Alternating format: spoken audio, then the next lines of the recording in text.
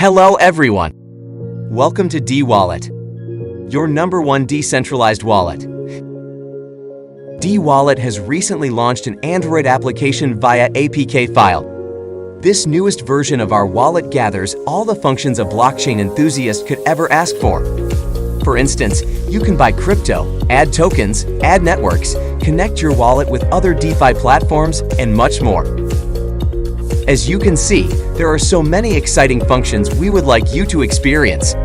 However, in this video, you will learn how to download D-Wallet on an Android device using an APK file. Without further ado, let's get started. To download D-Wallet on an Android device using an APK file, first of all, you will have to go to dwallet.io. Then press Download App in the middle of your screen. Your device might ask if you were certain to download the file. Click Download anyway. Wait a moment for the file to be downloaded. Press on your file when the download is finished, then click Install.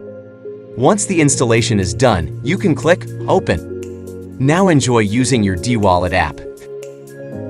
For more information, news, updates, and special offers, visit us at d-wallet.io or follow our social media.